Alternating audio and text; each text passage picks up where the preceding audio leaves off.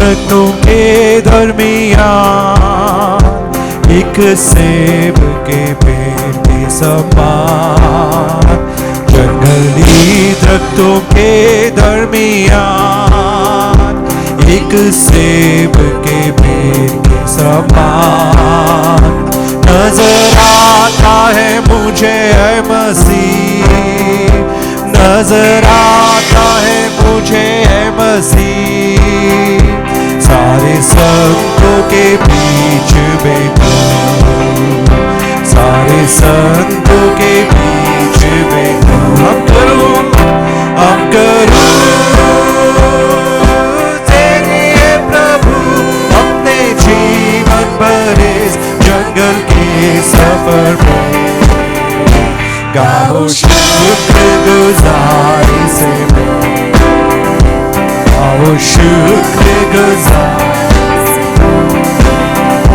तू ही है नरगिस का शारोन का, हाँ तू सोसर की वादियों का। तू ही है नरगिस का शारोन का, हाँ तू सोसर की वादियों का। संतों में ही तू है अति पवित्र, संतों में ही तू है अति पवित्र। कैसे कामिल और शान से भरा, कैसे कामिल और शान से भरा। हम करो तेरी है प्रभु अपने जीवन भर इस जंगल के सफर में। गाओ शुक्रगुजारी से, गाओ शुक्रगुजारी से।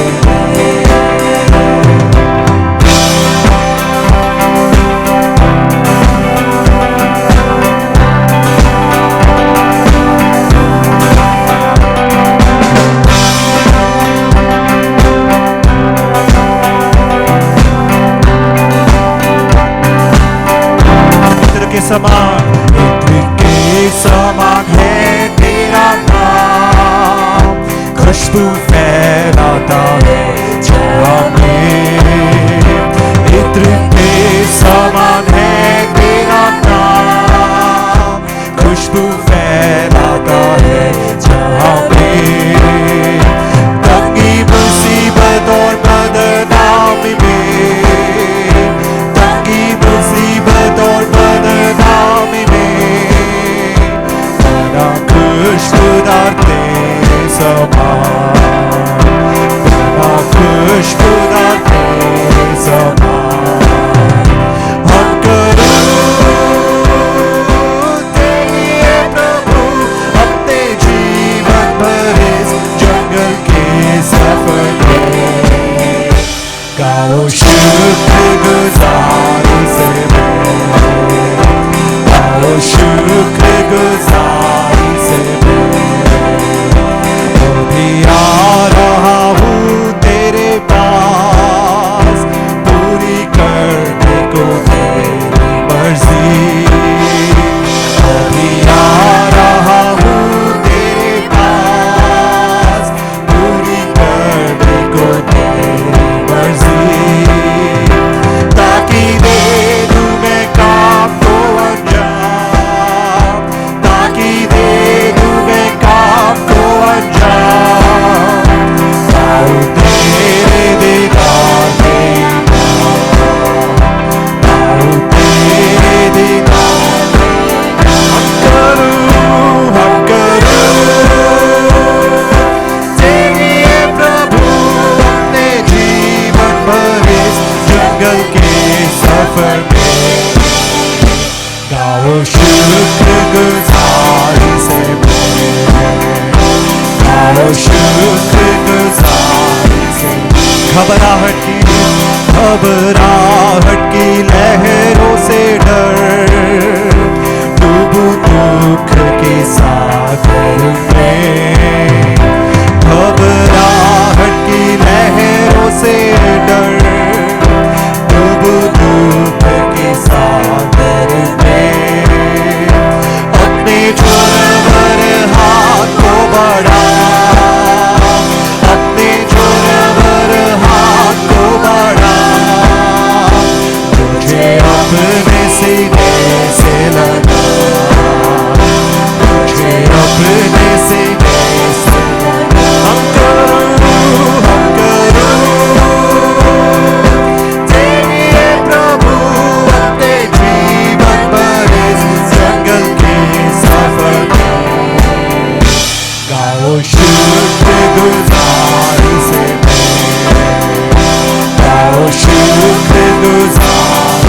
जंगली दरख्तों के दरमियान, जंगली दरख्तों के दरमियान एक सेब के पेड़ के समान, जंगली दरख्तों के दरमियान एक सेब के पेड़ के समान नजर आता है मुझे ऐ मसीह, नजर आता है मुझे ऐ मसीह, सारे संतों के बीच में तू, सारे संतों के बीच में तू, हम करो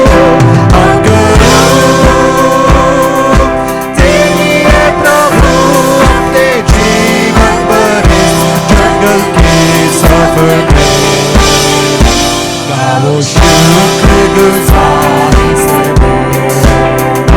गाओ शुक्रगुजारी, हम करूं तेरी है प्रभु अपने जीवन भर इस जंगल के सफर में, गाओ शुक्रगुजारी से, शुक्रगुजारी,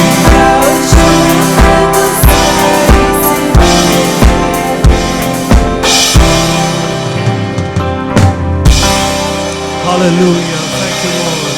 Thank you, Lord. Thank you. We worship you, Jesus. We worship you, Lord. We worship you, Lord. We worship you, Lord. Hallelujah. परमेश्वर के उपकारों को जब हम याद करते हैं, भजनकार के साथ मिलकर हम कहते हैं, ये मेरे मन यहोवा को धन्य कहे, उसने किए हुए कोई भी उपकार को ना भूल। हालेलुया। गिन गिन के उसकी स्तुति करें हम, उसके दानों के लिए हम उसको धन्यवाद करें। तेरे शत्रु का निशाना तुझ पर होगा ना सफल, तेरे शत्रु का निशाना तुझ पर होगा ना सफल, आंखों की पुतली जैसे वो रखेगा तुझे हर पल, आंखों की पुतली जैसे वो रखेगा तुझे हर पल। गिन गिन के गिन गिन के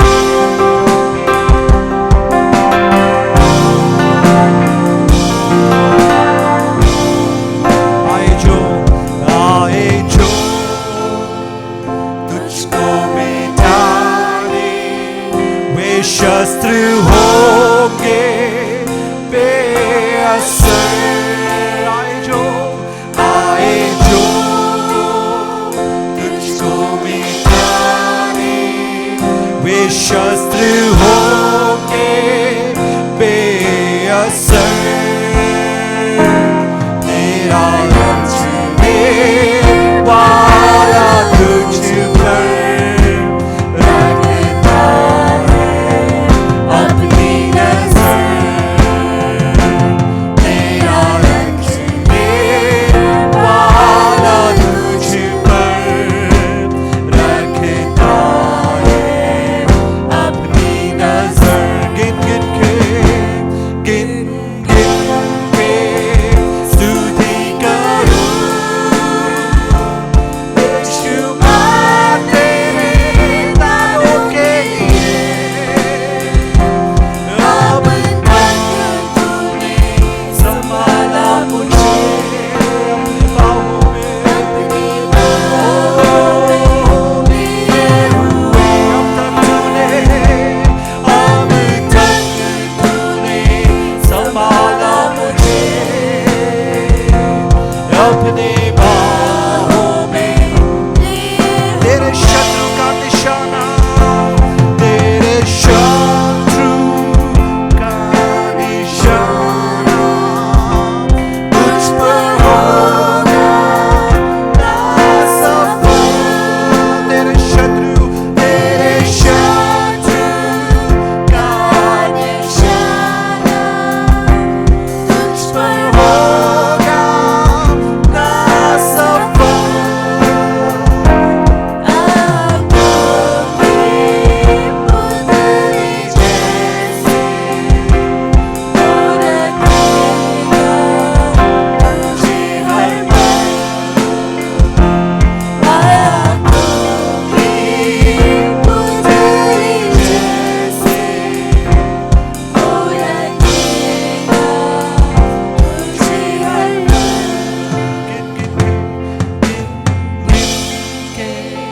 स्तुति करूं, बेशुमार तेरे दानों के लिए। अब तक तूने संभाला मुझे अपने बाहों में लिए हुए। अब तक तूने संभाला मुझे अपने बाहों में लिए हुए। अब तक तूने संभाला मुझे अपने बाहों में लिए हुए। Hallelujah, hallelujah. अब तक परमेश्वर ने हमें संभाला है और इसलिए जीवितों के संसार में हम जीवित हैं। उनके उपकारों को जब हम याद करते हैं, परमेश्वर हमें पल पल हमें संभालते हैं, हमारे हर एक जरूरतों को पूरा करते हैं। और इसलिए हम परमेश्वर के हजूरी में खड़े हैं उनकी आराधना करने के लिए। उस परमेश्वर को हम धन्यवाद दें। Hallelujah, hallelujah. Thank you, Jesus. We bless your holy name. We bless your holy name. We bless your holy name. We bless your holy name, Lord. अपने आप को हम परमेश्वर की हजूरी में समर्पण करें। होने दे आज के इस आराधना, आज के इस प्रार्थना हम सबके जीवनों में अनुग्रह आशीष के कारण होने पाए। जिस प्रकार भजन संगीता 42 में हम देखते हैं, जब लोगों ने सवाल उठाया कि तुम्हारा परमेश्वर है कहाँ। कई बार हमसे भी लोग सवाल उठाते हैं कि तुम्हारा परमेश्वर है कहाँ। जब हमारी अवस्थाओं को देखते हैं, लोग इस प्रकार की बातें हमारे विरुद्ध भी करते हैं, तुम्हारा परमेश्वर है कहाँ। कई बार हम अपने आप से भी ये सवाल करते हैं, हे मेरे मन तू व्याकुल क्यों है। परमेश्वर के ऊपर भरोसा रख, क्योंकि वो ही तेरे मुख की चमक है। आज सुबह के समय जब हम परमेश्वर के हजूरी में हैं, अपना भरोसा उस परमेश्वर पे रखें, परमेश्वर के ऊपर भरोसा रखें। वो परमेश्वर हमें चलाता है। डरने की अब कोई बात नहीं, भविष्य मेरा तेरे हाथों में है।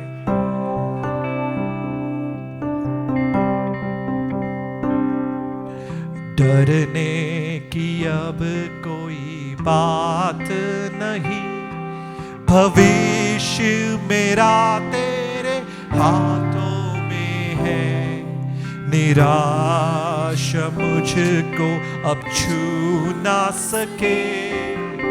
आशा मुझ में हर दिन बढ़ती रहे, डरने की अब कोई बात नहीं। भविष्य मेरा तेरे हाथों में है, निराशा मुझको अब छू ना सके। आशा मुझ में हर दिन बढ़ती रहे। या है तू मेरा खुदावन, पीढ़ी हर दम। या है तू मेरा गढ़ है, पीढ़ी हर दम। तू जो उगता नहीं, तू जो सोता नहीं, इस्राएल का रखवाला हरदम। तू जो उगता नहीं, तू जो सोता नहीं, इस्राएल का रखवाला हरदम।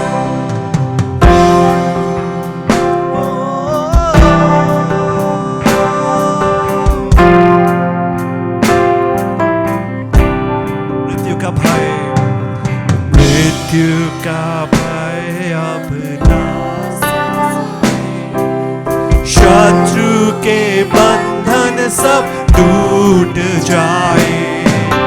मृत्यु का भय अब ना सताए, शत्रु के बंधन सब टूट जाए। मृत्यु पर जय पाया, शत्रु को हरा दिया, सर्वशक्तिमान है तेरा प्रभु। मृत्यु पर जय पाया, शत्रु को हरा दिया, सर्वशक्तिमान है तेरा प्रभु। या है तू मेरा खुदावन,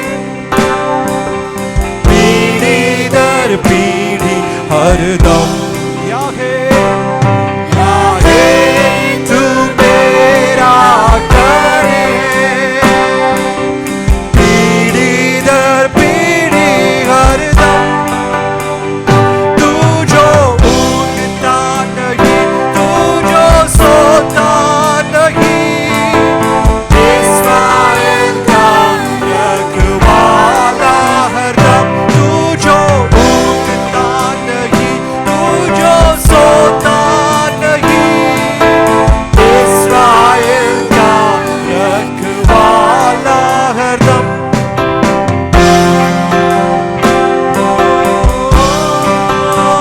इस्राएल का रखवाला। हार की बातें सब दूर हो जाए, रोग और कमजोरी बीत जा। हार की बातें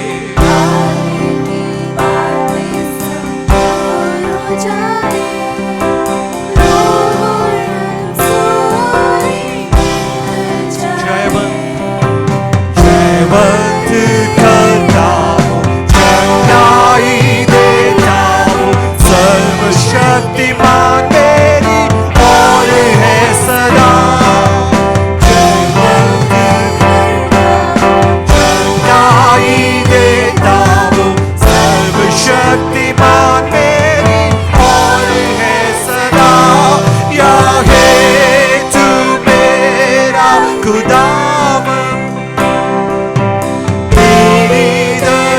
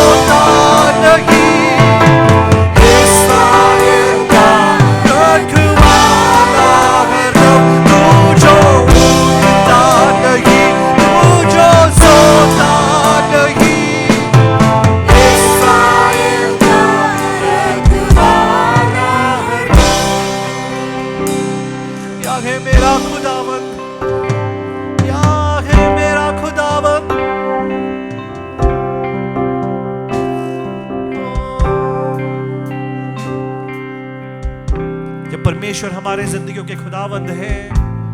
जब परमेश्वर राज्य करते हैं वो कभी सोते नहीं हैं, कभी ऊँघते नहीं हैं। इज़राइल का परमेश्वर हमारा रखवाला है। इज़राइल के परमेश्वर आज भी जीवित है और हमारे जरूरतों को पूरा करते हैं। उस परमेश्वर पर पूरा भरोसा रखें। अपने जीवन के हर एक बातों को उस परमेश्वर को दें। वो परमेश्वर ध्यान करते हैं। बाइबल में लिखा है, बोझ से दबे हुए लोगों मेरे पास आओ, मैं ध्यान करता हूं। हालेलुया। वो परमेश्वर ऊँघते नहीं हैं। अपने सारे बोझ को उस परमेश्वर को दें। हार की बातें, रोग और परेशानियां, निंदा, मुसीबत, क्लेश, हर बातें उस परमेश्वर को दें कि वो परमेश्वर ध्यान रखते हैं। याहे तू मेरा खुदावंद, विश्वास के साथ गाएं। पीढ़ी दर पीढ़ी ओ याहे, याहे तू मेरा गढ़ है। पीढ़ी दर पीढ़ी हरदम तू जो उगता नहीं, तू जो सोता नहीं, इस्राएल का रखवाला हरदम तू जो उगता नहीं, तू जो सोता नहीं, इस्राएल का रखवाला हरदम। पिता परमेश्वर, आपके हजूरी में हम अपने आप को समर्पण करते हैं प्रभु। आज जो हम हैं ये आपके अनुग्रह के वसीले से है प्रभु। घमंड करने के लिए प्रभु जी हमारे जिंदगी में कुछ भी नहीं है। यदि आपका अनुग्रह, आपकी करुणा हमारे जीवन में ना होती प्रभु, आज यहाँ पर खड़े ना होते और आपकी स्तुति गुणगान हम गा सकते थे प्रभु। हम धन्यवादी हैं, हर समय सदैव हम धन्यवादी हैं आपके अनुग्रह के लिए प्रभु। हमारी प्रार्थना है जीवन में जब निराशा की बातें हमारे चारों तरफ आ घिरती हैं प्रभु, उन समयों में प्रभु हम आपके ऊपर ढाढ़स रखें प्रभु जी, आपके ऊपर दृढ़ भरोसा रखें और हम कह सके जो हमारा परमेश्वर है कभी ऊँघते नहीं है, कभी सोते नहीं है। इज़राइल का परमेश्वर हमारा रखवाला है। इज़राइल का परमेश्वर हमारे ज़रूरतों को मुहैया करते हैं।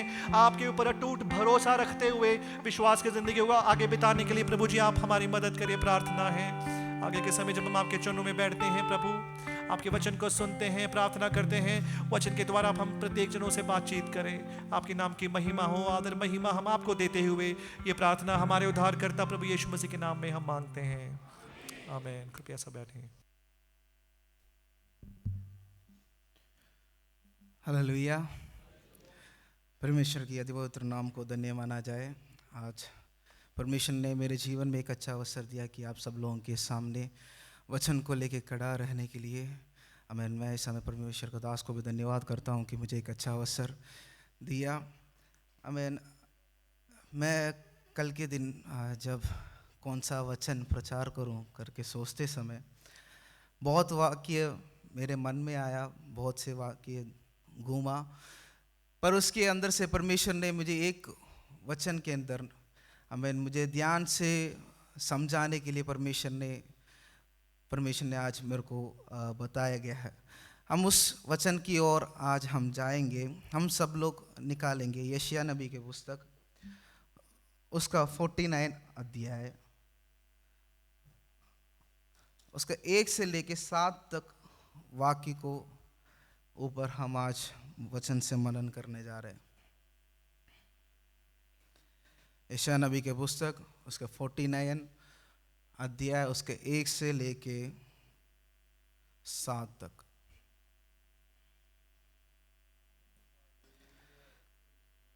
मैं वचन मैं पढ़ना चाहूँगा आपके लिए। मैं वचन ऐसे लिखा है कि हे दीपो मेरी ओर कान लगाकर सुनो, हे दूर दूर के राज्य के लोगों ध्यान लगाकर मेरी सुनो। यहोवा ने मुझे गर्भ ही में से बुलाया, जब मैं माता के पेट में था तभी उसने मेरा नाम बताया। दूसरा वाक्य ऐसे बोलता है कि उसने मेरा मुंह को चौकी तलवार के समान बनाया और अपने हाथ की आड़ में मुझे छिपा रखा। उसने मुझको चमकीला तीर बनाकर अपनी तरकश में गुप्त रखा और मुझसे कहा, तू मेरा दास इस्राएल है, मैं तुझ में अपनी महिमा प्रकट करूंगा। तब मैंने कहा, मैंने तो व्यर्थ परिश्रम किया, मैंने व्यर्थ ही अपना बल खो दिया है। तो भी निश्चय मेरा न्याय यहोवा के पास है, और मेरा परिश्रम का फल मेरे परमेश्वर के हाथ में है। अब यहोवा जिसने मुझे जन्म ही से इसलिए रचा कि मैं उसका दास होकर याकूब को उसकी ओर लौटा ले आऊं, अर्थात इस्राएल को उसके पास इकट्ठा करूं, क्योंकि यहोवा की दृष्टि में मैं आदर योग्य हूं और मेरा परमेश्वर मेरा बल है। उसी ने मुझसे यह भी कहा है, यह तो हल्की सी बात है कि तू याकूब के गोत्र का उद्धार करने और इस्राएल के रक्षित लोगों को लौटा ले आने के लिए मेरा सेवक ठहरे। मैं तुझे जाति जाति के लिए ज्योति ठहराऊंगा कि मेरा उद्धार पृथ्वी के एक ओर से दूसरी ओर तक फैल जाए।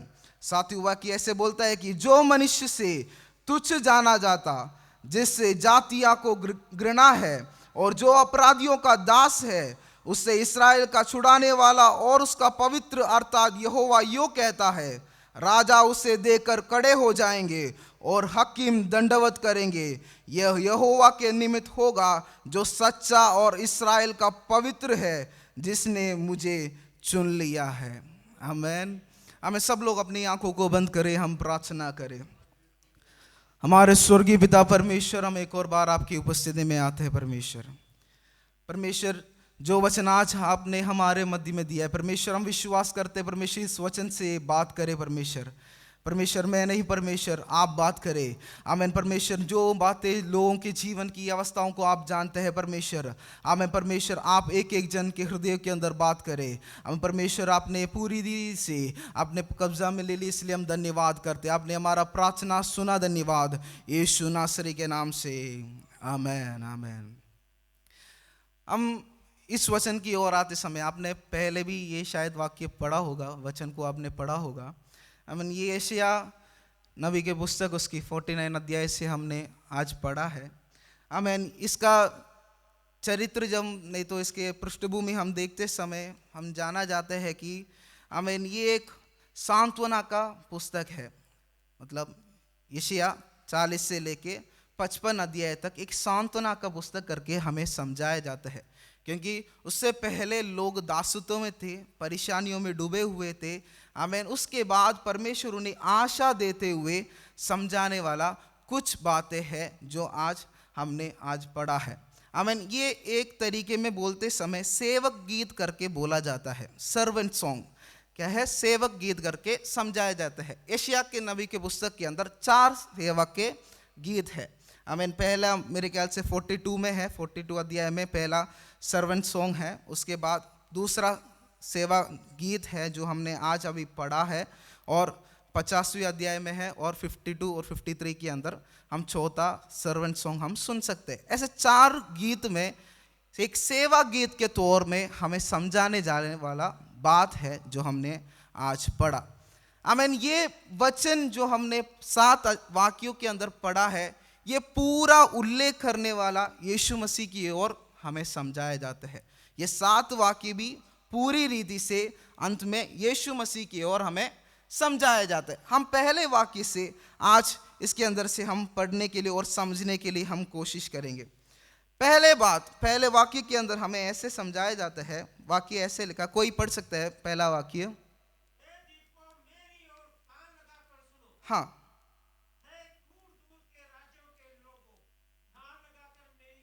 हाँ।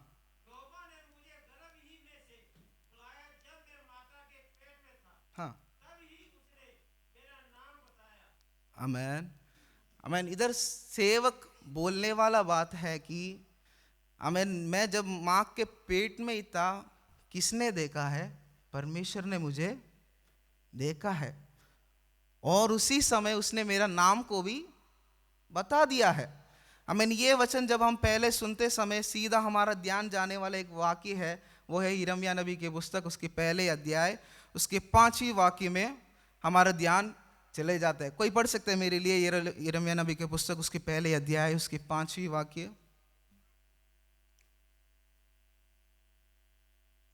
यिर्मयाह पहला अध्याय 5वां वाक्य। हाँ हाँ हाँ हाँ। हम्म।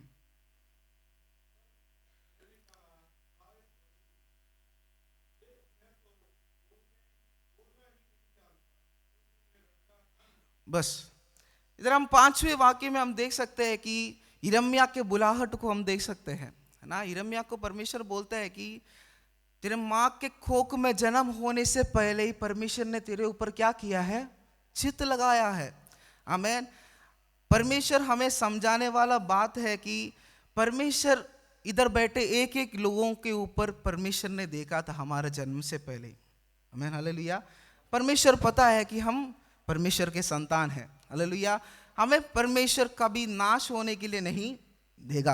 आमीन। इसलिए परमेश्वर यिर्मयाह नबी से भी बोलने वाला बात है कि तेरे माँ के कोख में जन्म होने से पहले मैं तेरे को बुलाया है और तुझे अलग किया है। आमीन। पहले वाक्य के अंदर में हमें समझने वाला बात है कि एक बुलाहट हर एक व्यक्तियों के ऊपर परमेश्वर ने दिया गया है। हम एक सेवक है। आप विश्वास करते हो आप एक सेवक है? पासवान लोग सिर्फ सेवक नहीं है। मैं इधर बैठे हुए हर एक लोग क्या है, परमेश्वर का सेवक है। हम दास और दासी है। आमीन। इसलिए परमेश्वर हमें समझाने वाला बात है कि हमारे ऊपर परमेश्वर ने एक बुलाहट दिया गया है। हमें परमेश्वर ने अपने माँ के कोख में जन्म होने से पहले ही चुन लिया है, पहले ही बुलाया गया है हम। आमीन। यही बात है पौलुस भी अपने पत्री लिखते समय बोलता है कि मैं भी अपने माँ के कोख में गर्भ होने से पहले परमेश्वर ने मुझे। आमीन। इससे बड़ा सौभाग्य बात हमें क्या चाहिए? आमीन। परमेश्वर ने हमें चुन लिया है। आमीन। परमेश्वर का एक बुलाहट हमारे ऊपर है।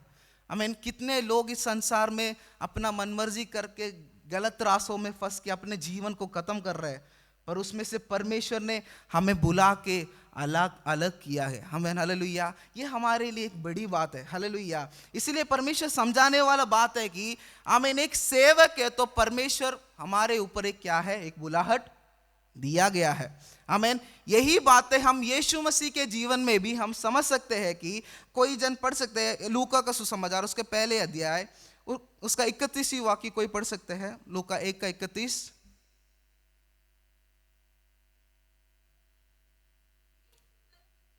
हाँ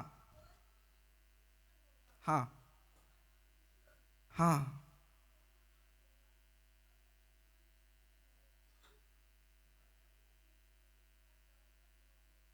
बस इधर हम देख सकते हैं कि यीशु मसीह के जन्म से पहले भी स्वर्गदूत ने क्या बोला, तेरे ऊपर नहीं तो तू एक पुत्र को जन्मेगा, उसका नाम क्या रखना, यीशु रखना।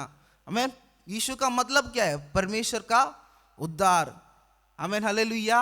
आमीन। ये जन्मेगा करके पहले से ही यशायाह नबी हजारों साल पहले लिखा गया है कि आमीन, एक व्यक्ति जन्मेगा।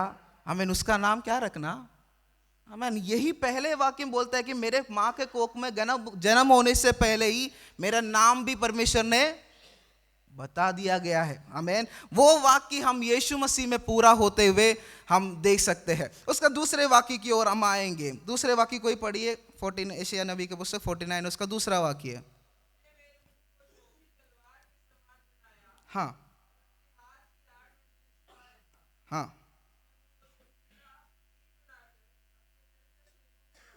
आमीन, हालेलुया। पहले वाक्य से हमने समझा हुआ बात है कि हमारे ऊपर एक बुलाहट है। आमीन।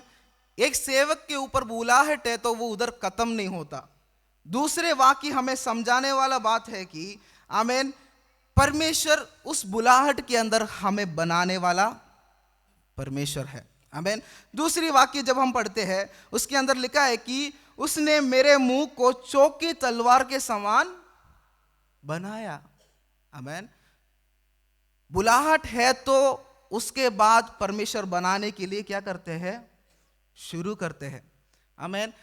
वाक्य के अंदर हम देख सकते हैं कि परमेश्वर क्या है, मेरे मुंह को चौकी तलवार के समान बनाया करके बोलता है। आमीन।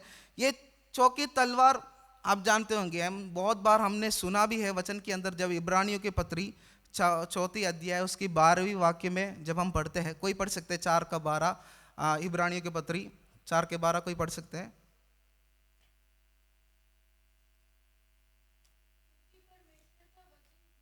हाँ। हम्म। हाँ। हाँ। हाँ। आमेन। आमीन। ये तलवार क्या है?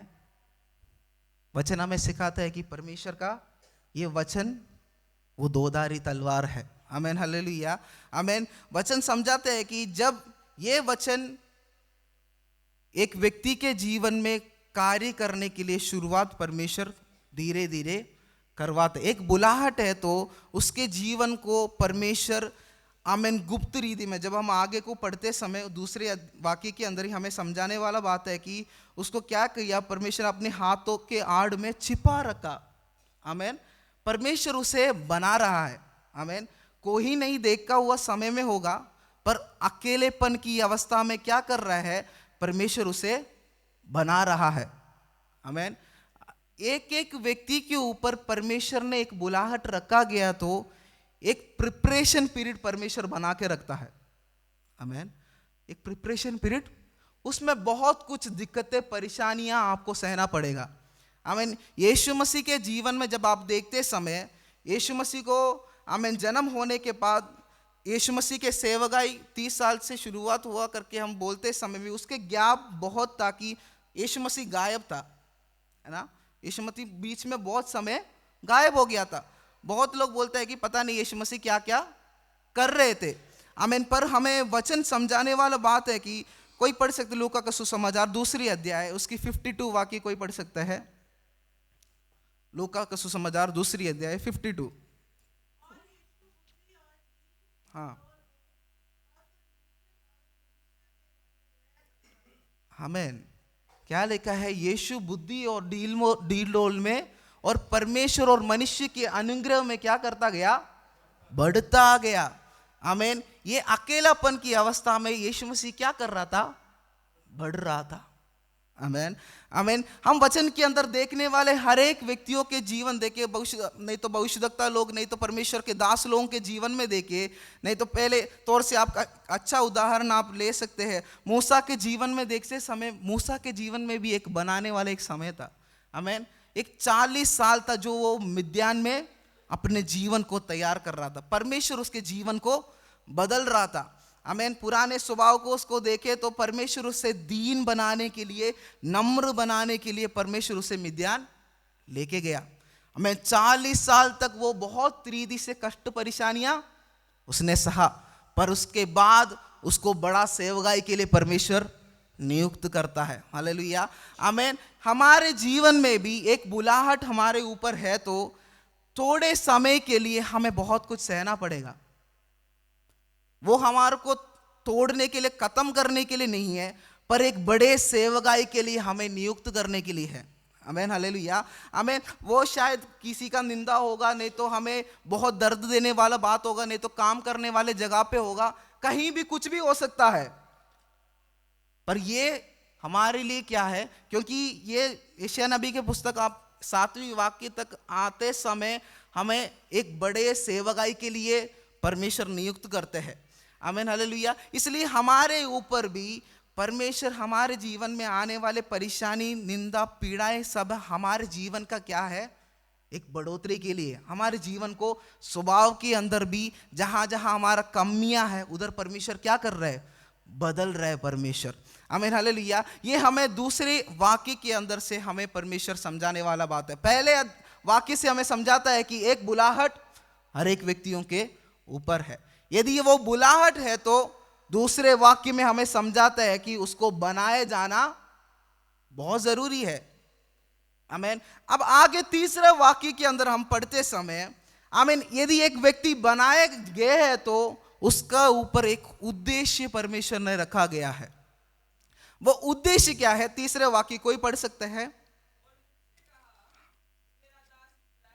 हाँ। आमीन। तू मेरा दास है, मैं तेरे ऊपर क्या करेंगे, मेरा महिमा।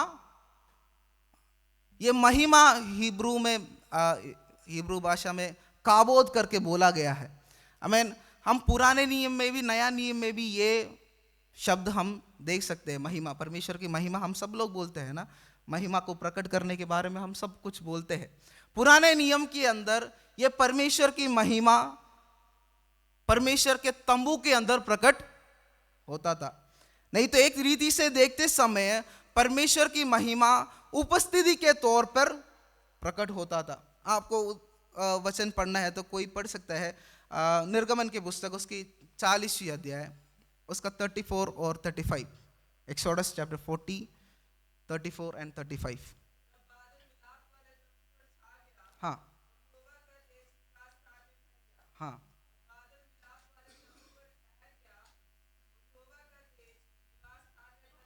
आमीन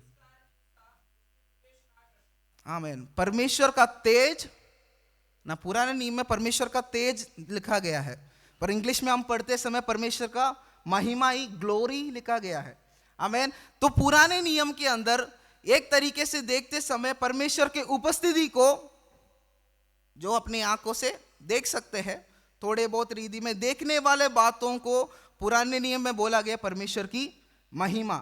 पर नया नियम में आते समय ये महिमा हम अपनी आंखों से देखने से ज्यादा परमेश्वर एक व्यक्ति के अंदर रखा गया है।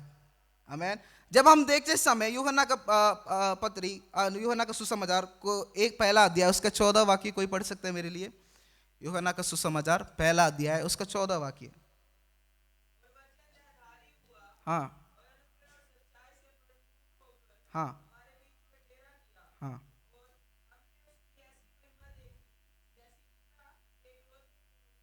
आमीन। हमने उसकी ऐसी महिमा देखी जैसे पुत्र अपनी। आमीन। ये वाक्य हमें समझाने वाला बात है कि आमीन, ये महिमा जो पुराने नियम में तंबू में रहने वाला बात था, अभी नया नियम में आते समय यीशु मसीह के अंदर, नहीं तो यीशु मसीह के समान वो महिमा प्रकट होते हुए हम देख सकते हैं। आमीन। तो ये काबोद, ये महिमा एक हमारे जीवन में परमेश्वर ने दिया गया है। ये महिमा को हम प्रकट करना चाहिए। ये सब प्रश्न आते समय हम एक वाक्य हम पढ़ सकते हैं कि वचन हमें समझाते हैं। कुलुस्सियों के पत्री पहला अध्याय उसका 27वां वाक्य कोई पढ़ सकते हैं? कुलुस्सियों के पत्री पहला अध्याय 27 वाक्य।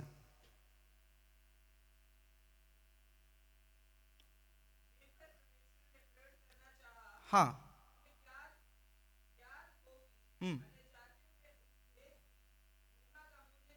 हाँ आमीन। परमेश्वर जो मसीह का महिमा का आशा है किसमें रहता है? हम में रहता है। आमीन। अब बात यीशु मसीह महिमा है करके बोलते समय, जो परमेश्वर नहीं तो यीशु मसीह महिमा है किसके अंदर रहता है? हमारे अंदर। आमीन। तो ये महिमा का लेके चलने वाला लोग हैं हम लोग, हम छोटे मोटे व्यक्ति। ये महिमा को लेके जिस उपस्थिति के सामने कोई जन नहीं जा सकता था पुराने नियम में, अब वो उपस्थिति किसके अंदर रखा गया है? हमारे अंदर। आमीन। वो महिमा हमारे अंदर है। अब प्रश्न ये उठता है कि ये महिमा को हम कैसे प्रकट करें? हम कैसे ये महिमा को प्रकट करें? कोई पढ़ सकता है मत्ती के सुसमाचार 5वीं अध्याय इसको 16 वाक्य कोई पढ़ सकते हैं? मत्ती के सुसमाचार 5वीं अध्याय उसका 16वीं वाक्य।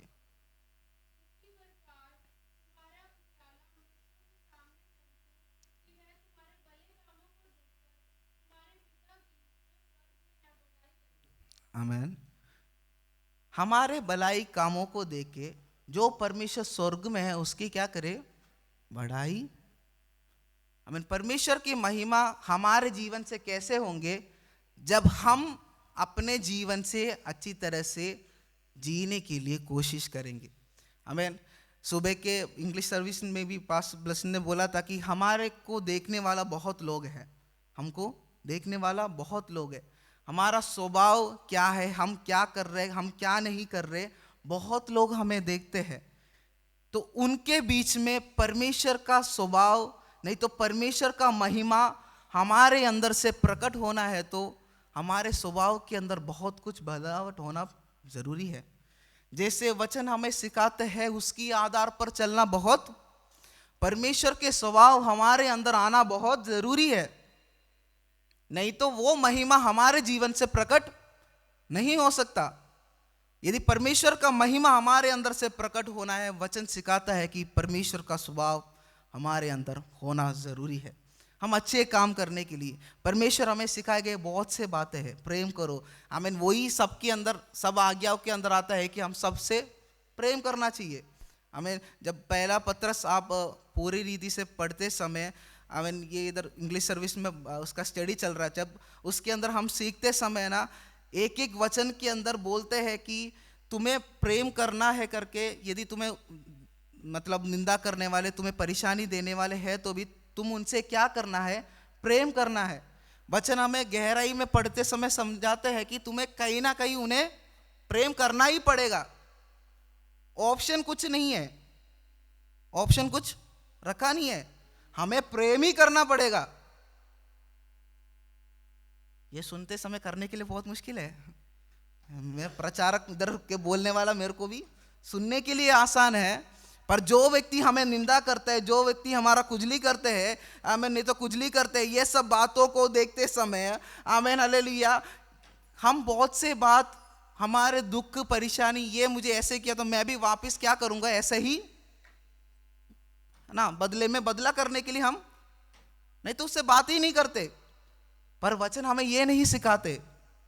वचन हमें सिखाते हैं कि उसने आपसे कुछ भी क्यों ना किया हो, हम क्या करना है, उससे प्रेम करना है। ये बहुत मुश्किल काम है, पर ये हमें करना बहुत जरूरी है, करना ही पड़ेगा। ऑप्शन दूसरा कुछ परमेश्वर ने रखा नहीं है। इसलिए नया नियम में परमेश्वर बोलने वाले एक ही बात है कि तुम प्रेम करो। सब नियमों को एक साथ एक में करके बोलता है कि तुम प्रेम करो। आमीन। तो हमारे ऊपर एक उद्देश्य है कि क्या है, हम परमेश्वर का महिमा को प्रकट करने वाला होना बहुत जरूरी है। तो ऐसे जीवन जीते समय हमें बहुत कुछ परेशानी, निंदाएं हमें सहना पड़ेगा। इसलिए चौथे वाक्य कुछ बातें हमें समझाता है। कोई पढ़ सकते हैं चौथा वाक्य? हाँ हाँ हाँ।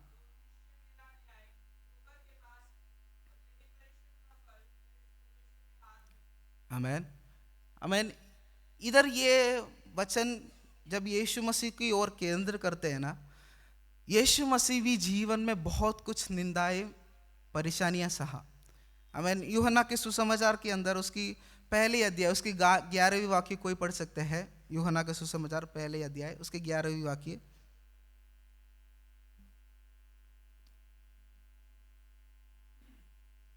पहला 11। हाँ। आमीन। यीशु मसीह अपने लोगों के बीच में आया, पर अपने लोगों ने क्या नहीं किया, ग्रहण नहीं किया। यीशु मसीह जब नासरेत में सुसमाचार बता रहे थे, उधर भी परमेश्वर का वचन सुनाने के बाद बोलता है कि ये यूसुफ का बेटा ही नहीं है। प्रश्न बहुत सारे यीशु मसीह के जीवन में देखते हुए तो भी बहुत निंदाएं, परेशानी यीशु मसीह भी सहा। यीशु मसीह जब सूली पे मारा गया, उस समय में बोलने वाला 12 चेलों में से एक ही व्यक्ति था। बाकी सब क्या गए? बाकी सब गायब हो गए, कोई भी नहीं था यीशु मसीह के साथ। जब यीशु मसीह को सूली पे मारा गया, लोग निंदा किया, उनके लिए सूली पे मारा जा रहा, अपना जीवन को बलिदान कर रहे, फिर भी लोग क्या कर रहे हैं, निंदा कर रहे। फिर भी यीशु मसीह सोच सकता है कि मैं ये सब क्यों? जब गत्समने में था, यीशु मसीह बोलते थे, परमेश्वर हो सके तो ये कटोरा मेरे से हटा दे, क्योंकि ये दर्द नहीं सह पा रहा। फिर भी परमेश्वर क्या बोलते हैं? परमेश्वर अपना सामर्थ को उधर उतरवाते हुए हम देख सकते हैं। आमीन। ये परमेश्वर यीशु मसीह के लिए भी ये आसान काम नहीं था, फिर भी यीशु मसीह ने ये सब कुछ अपने जीवन में क्या करा है, सहा है।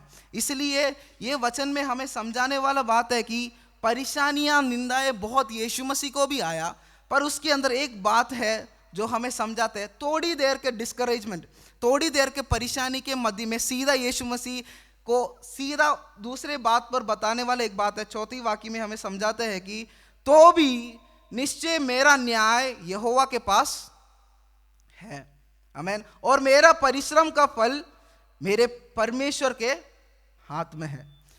पहले भाग बहुत दुख से मैंने जितना मेहनत किया, जो किया वो सब व्यर्थ हो गया करके ये सब बातें बोलते समय ही अगले बात के अंदर उस वाक्य खत्म नहीं हुआ, पर अगले सेंटेंस में ही, नहीं तो अगले फ्रेज में ही सीधा बोल रहे कि तो भी परमेश्वर न्याय, इसके अंदर मेरा एक प्रतिफल है, वो परमेश्वर मेरे को देगा, आमीन।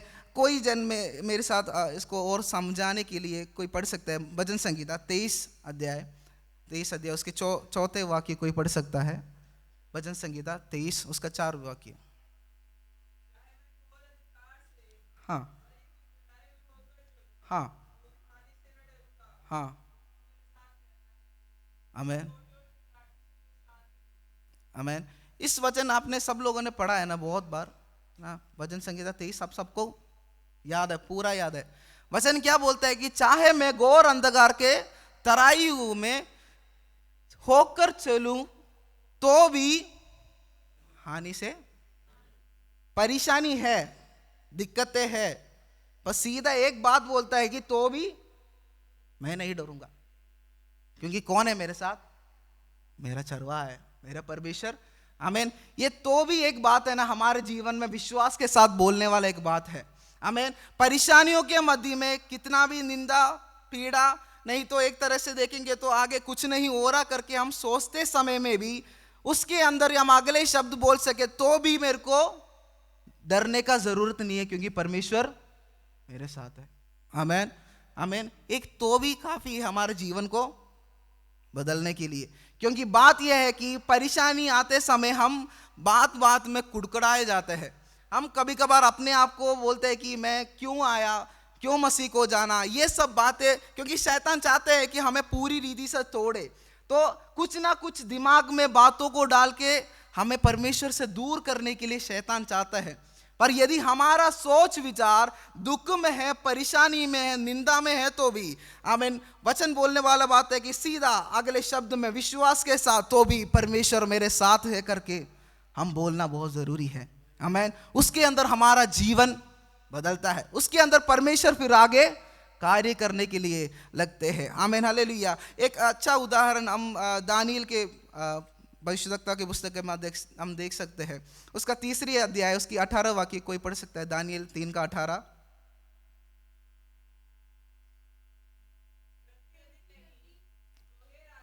हाँ हाँ,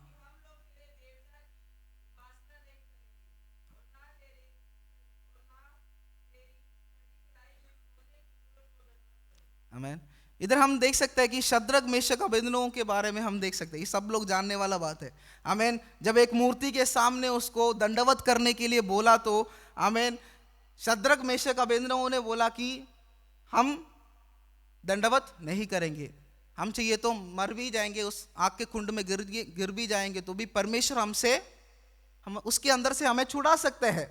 पर अगले वाक्य में 18 वाक्य में बोलने वाला बात है कि परंतु यदि नहीं करेगा तो भी क्या है, परेशानी, हम दंडवत नहीं करेंगे, उसके लिए हम तैयार है ना, वो कॉम्प्रोमाइज करने के लिए तैयार नहीं है।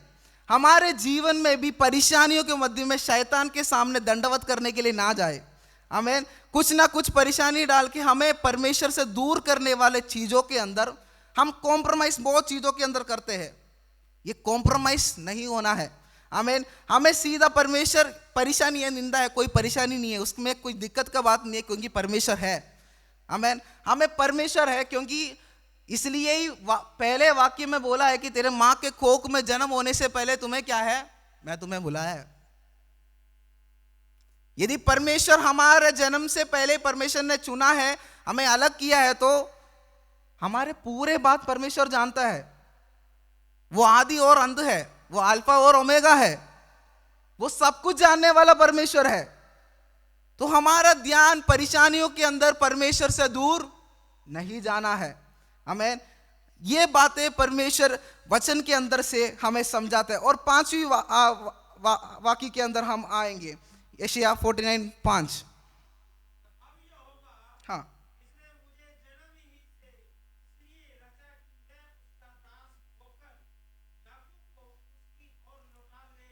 हाँ,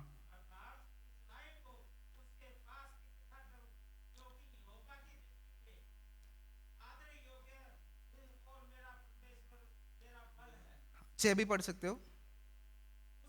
हाँ, हाँ, हम्म,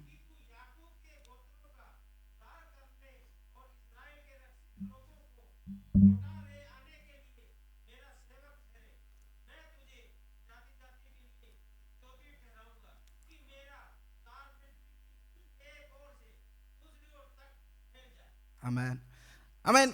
इधर हमें वचन शुरुआत से हमें पता चला एक बुलाहट हमारे ऊपर है। दूसरे वाक्य में हमें समझा है कि परमेश्वर ने हमें, एक बुलाहट है तो हमें परमेश्वर बनाया जा रहा है। यदि बनाया जा रहा है तो तीसरे वाक्य में बोलता है कि एक उद्देश्य परमेश्वर ने आपके ऊपर रखा गया है। यदि वो एक उद्देश्य करके हम समझ गया तो परमेश्वर बोलता है कि एक बड़ा सेवकाई आपको के सामने परमेश्वर रखा गया है। आमीन। ये सेवकाई के बारे में हम 5वां और 6वीं वाक्य के अंदर हम देख सकते हैं। आमीन। जब हम इसका 5वीं वाक्य के अंदर पढ़ते हैं, परमेश्वर एक बड़ा दौत्य नहीं तो बड़ा सेवकाई के लिए अपने जनों को तैयार करते हैं। आमीन। इधर एक बात है, उसके 5वीं के शुरुआत में बोलता है कि अब यहोवा जिसने मुझे जन्म ही से इसलिए रचा कि मैं उसका दास होकर याकूब को उसकी ओर लौटा ले आऊं। ये लौटा ले आने के अंदर हमें समझाने वाला एक बात है। अभी लौटा ले आना है तो लोग क्या है, पाप में भरा हुआ है। लोगों को पश्चाताप करना बहुत हमारे ऊपर बुलाहट है, एक उद्देश्य है, ये सब जानते हैं तो भी हम परमेश्वर से दूर हो सकते हैं। हम परमेश्वर से दूर हो सकते हैं। इसलिए इधर यहूदा के लोग, यहूदी लोगों को भी समझाने वाला बात है कि क्या है, तुम लोग मन फिरा के, नहीं तो इस्राएल के लोगों को बोलता है कि तुम मन फिरा के वापिस आना बहुत जरूरी है। आमीन। परमेश्वर के उद्देश्य के अंदर रुकना है, परमेश्वर के लिए उपयोग होना है, परमेश्वर का सेवकाई हमारे जीवन से, नहीं तो परमेश्वर की महिमा हमारे जीवन से प्रकट होना है तो जहां हम गलत हुआ उधर सुधार के वापस आना बहुत जरूरी है। आमीन, हालेलुया, आमीन। वो बहुत जरूरी है, नहीं तो परमेश्वर आगे रखे गए बड़े सेवकाई के अंदर हमें नहीं निकालेंगे। 6 वाक्य के अंदर हमें बोलेंगे तुम जातियों के लिए एक ज्योति हो करके बोला गया बातों के अंदर आना है तो हमें मन फिराव पहले करना बहुत जरूरी है। हमारा जीवन पहले बदलना है। आमीन। इसलिए वचन उल्लेख करने वाला एक बात है कि यीशु मसीह को बताने वाला बात है कि यीशु मसीह क्या है, सिर्फ इस्राएल जनों को छुड़ाने के लिए नहीं आया है, वो पूरे जाति लोगों को, नहीं तो इस संसार के हर एक लोगों को छुड़ाने के लिए आया है करके वचन हमें समझाता है। वो जाति लोगों के लिए एक ज्योति करके हमें वचन समझाता है। जब हम ये लोग पूरे रीति से हम बोलते समय ये यीशु मसीह जगत के लिए, नहीं तो जाति लोगों के लिए एक ज्योति है करके समझाते समय, आमीन, यूहन्ना के सुसमाचार उसकी 8वीं अध्याय उसके 12वीं वाक्य में हमें समझाने वाला बात है कि यीशु मसीह बोलता है कि मैं जगत का ज्योति हूं। आमीन। यीशु मसीह क्या है, जगत का ना, ये सब हम जानते हैं। ये ज्योति जिन जिन व्यक्तियों के पास जाएगा उन लोगों का क्या होगा, मन फिरावट होगा। उनके जीवन में क्या आएंगे, ज्योति उद्धार को दिखाता है, ये उनके जीवन में क्या होगा, उद्धार आएंगे। आमीन। पर यीशु मसीह हमें समझाने वाला बात है कि मैं जगत का ज्योति हूं और हम लोग क्या है। आमीन। वचन हमें समझाने वाला बात है। कोई पढ़ सकते हैं इफिसियों की पत्री 5वीं अध्याय उसका 8 और 9 कोई पढ़ सकते हैं। इफिसियों की पत्री 5वीं अध्याय उसका 8 और 9।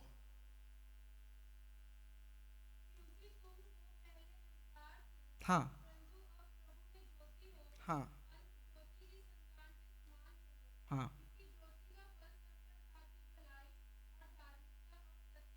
आमेन। हम क्या है? यीशु मसीह यदि ज्योति है तो हम उस ज्योति का संतान है। तो हम कौन है? हम भी तो इस सेवकाई के अंदर सिर्फ यीशु मसीह को ही नहीं बुलाया, जो यीशु मसीह को उद्धारकर्ता करके माना हुआ हर एक लोगों को उस उद्देश्य के अंदर परमेश्वर ने बुलाया है कि हम भी क्या बनना है? ज्योति बनना है। और उसके अंदर ज्योति का फल क्या क्या है करके बताया गया है। क्या है? भलाई, धार्मिकता, सत्य, सब उनके अंदर होना। सिर्फ ज्योति ज्योति है करके बोल के घूमने से बात नहीं बनेगा। मैं मसीह हूं करके बोल के घूमने से बात नहीं बनेगा। परमेश्वर वचन के अंदर समझाने वाला बात है कि जैसे हमने पहले बोला, वो महिमा, वो काबोध हमारे ऊपर, उस स्वभाव के तू हमारे जीवन की बदलावट की ओर लोग समझना बहुत ज़रूरी है। आमीन। इसलिए परमेश्वर बोलता है कि क्या है? हम जगत के संतान, नहीं तो परमेश्वर का ज्योति है, परमेश्वर ज्योति है तो हम उसके संतान है करके वचन हमें समझाते हैं। एक बात है, ये ज्योति और अंधकार हर समय युद्ध करते हैं करके हम समझते हैं, पर एक बात है कि सच में ज्योति जाके अंधकार से लड़ाई करने का जरूरत है? बात को समझ रहे हो? अंधकार से सच में जाके ज्योति लड़ने का जरूरत है? क्योंकि अंधकार है तो भी, अब ये कमरे में पूरा अंधकार है तो एक ज्योति आएगा तो उसको लड़ने का जरूरत नहीं है। उसको क्या करना है? सिर्फ प्रकाश, लड़ने का जरूरत नहीं है। अपना प्रकाश दिखाना है, अंधकार आराम से चले जाएगा। हमारे अंदर में दिखाए गए, हमने बोला कि हम परमेश्वर को संतान है, ज्योति के संतान है। वो ज्योति का स्वभाव यदि हमारे अंदर होगा तो हमें जाके अंधकार से लड़ने का जरूरत नहीं है। हमारा स्वभाव से, हमारे जीवन से वो प्रकट होना बहुत जरूरी है। हमें इससे ही लोग क्या होंगे? आधा से आधा लोग उद्धार में आ जाएंगे। पर हमारा जीवन है सबसे बड़ा प्रश्न, नहीं तो एक क्वेश्चन मार्क के तौर रखने वाला बात। हम क्या है? हम अभी किस अवस्था में है? एक बुलाहट है। परमेश्वर बोलते हैं कि अपने जन है तो परमेश्वर एक बुलाहट रखा गया है, उसको परमेश्वर बनाता है। परेशानी है तो भी परमेश्वर उसको बना रहा है। उस बनाने के बाद उससे एक उद्देश्य दिया गया है, वो परमेश्वर के एक बड़ा सेवकाई करने का बहुत जरूरी है करके परमेश्वर समझाते हैं। इतना बोलने के बाद ये सब परेशानी सहने वालों को परमेश्वर क्या रखा है करके 7वें वाक्य में हमें समझाते हैं। कोई पढ़ सकते हैं 7वें वाक्य? हाँ हाँ हाँ।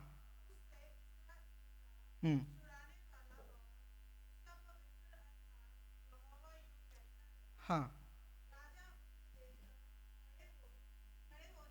हाँ हाँ।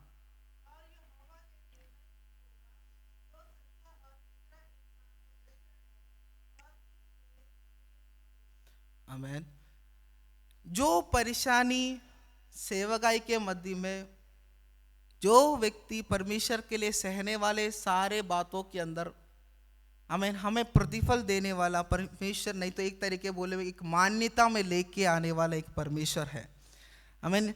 जब हम यीशु मसीह को देखे, यीशु मसीह सूली पे मारा जाते समय, यीशु मसीह उस सूली पे इसलिए मारा कि क्योंकि उसके पार एक अनुग्रह, एक कुर्सी, नहीं तो एक सिंहासन था। उसको देख के परमेश्वर ने हमारे लिए परमेश्वर ने दर्द सहा। आमीन आमीन। हमारे जीवन में भी इधर सहने वाला हर एक परेशानी, निंदा, कुछ भी क्यों ना हो, यदि हम परमेश्वर के लिए दृढ़ रीति से हम खड़ा है, उसके लिए प्रतिफल देने वाला एक परमेश्वर है। आमीन। हर बार बहुत लोग बोलते हैं कि परमेश्वर हमें स्वर्ग में ही सब कुछ प्रतिफल देगा, पर बात यह है कि यदि हम इस संसार में सहा है तो परमेश्वर इस संसार में भी परमेश्वर हमें आशीष देगा। आमीन। इस संसार में यदि हम दिक्कतें, परेशानी सहे, परमेश्वर इधर भी हमें आशीष देगा, उधर भी हमें परमेश्वर प्रतिफल देगा। आमीन। तो परमेश्वर ने हमारे ऊपर ये बातें बताया गया है कि ये परेशानी, निंदा सब अभी के लिए ठीक है, उसका प्रतिफल देने वाला एक परमेश्वर है। पर ये बातें मेरे को इस वचन के अंदर थोड़ा से और सोचने वाला एक बात है कि ये प्रतिफल सब परमेश्वर हम निंदा सहा इसलिए नहीं देते हैं, पर बात वचन के अंदर आखिरी पार्ट के अंदर ऐसे बोलते हैं कि ये यहोवा का निमित्त होगा जो सच्चा और इस्राएल का पवित्र है और जिसने तुझे चुन लिया है। ये हम जो कुछ अभी परेशानी सह रहा है, ये उसका प्रतिफल हमने बहुत सहा इसलिए नहीं दे रहा क्योंकि परमेश्वर सच्चा है। वचन बोलता है कि परमेश्वर सच्चा है और उसने हमें चुना है, इसलिए हमको परमेश्वर क्या कर रहा है, प्रतिफल दे रहा है। आमीन। हमारा खूबियों से कुछ नहीं है, हमने बहुत कुछ सहा करके बोलने के लिए कुछ, यीशु मसीह के तरह किसी ने भी नहीं सहा है। यीशु मसीह की तरह ना, हम वीडियो में ही देखा है ना पैशन ऑफ क्राइस्ट, कैसे यीशु मसीह को मारा गया, सूली पे कैसे टांगा गया, हमने ऐसे ही देखा है। वो देखते ही रोने वाले बहुत लोग गए, पर असली में देखता परमेश्वर कितना कुछ सहा, उसका आधा से भी आधा हम नहीं, कुछ नहीं सह रहे हम तो, फिर भी हम परमेश्वर से दूर हो जाते हैं। और आज हमें परमेश्वर ने बोलने वाले कि परमेश्वर ने हमें चुना है, इसलिए परमेश्वर हमारे जीवन में अनुग्रह करने के लिए योग्य परमेश्वर है। इसलिए परमेश्वर आज के दिन हमें समझाने वाला बात है कि परमेश्वर का एक बुलाहट आमीन हमारे ऊपर है। आमीन। शुरुआत में बुलाहट से शुरू किया है तो अंत में खत्म करने वाला बात है, तुम चुने हुए जन हो।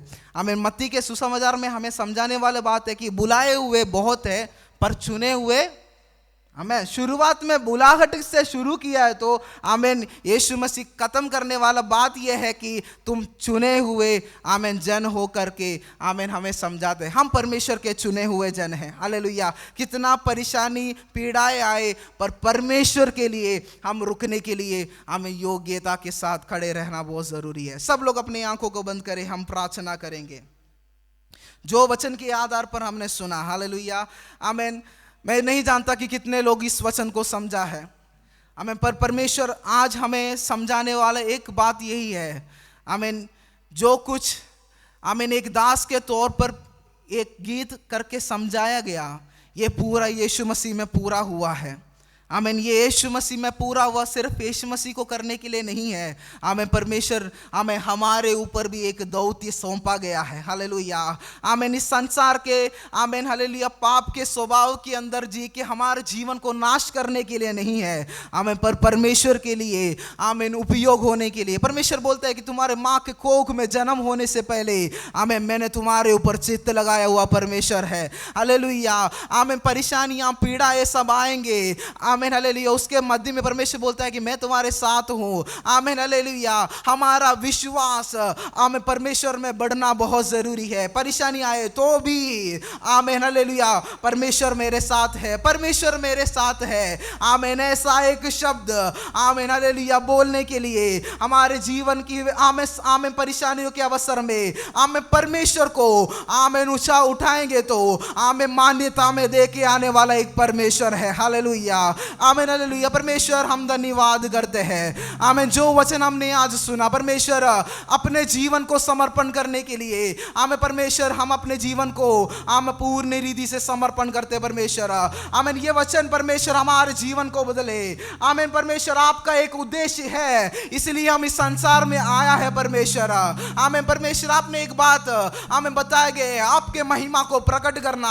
आमीन। परमेश्वर हम एक आमीन महिमा को लेके घूमने वाले होने के लिए, आमीन महिमा को लेके चलने वाले होने के लिए आमीन परमेश्वर इन समयों में आमीन हर एक व्यक्तियों को आप सामर्थ्य से भरने के लिए हम प्रार्थना करते परमेश्वर। आमीन। परमेश्वर सारे आमीन परेशानियों के मध्य में आमीन सांत्वना देने वाला एक परमेश्वर है करके हम विश्वास करते परमेश्वर। लोगों की परेशानियां पीड़ाएं परमेश्वर आप जानते हैं, मैं नहीं जानता परमेश्वर। आमीन। हर एक जीवनों के अंदर आप कार्य करें। आमीन। परमेश्वर उनकी जीवन की अवस्थाओं को आप बदले। रोग है, परेशानी है, निंदा है, आमीन हालेलुया, ये कभी हमें तोड़ने के लिए नहीं है। आमीन। एक वायदा किया हुआ परमेश्वर है तो आमीन वो पूर्तिकरण तक लेके जाने के लिए योग्य परमेश्वर है। आमेन परमेश्वर, हम विश्वास करते हैं आमेन परमेश्वर, आपके बुलाए हुए रास्ते में आमेन परमेश्वर अंत तक विश्वास योग्य रहने के लिए इधर बैठे हुए एक एक जन को आप मदद करें परमेश्वर। आमेन परमेश्वर, सारे विषयों को आपके हाथों में समर्पण करते हैं। आपने हमारा प्रार्थना सुना, धन्यवाद यीशु नासरी के नाम से, आमेन। परमेश्वर आप सबको आशीष करे। हमें गीत गाएं।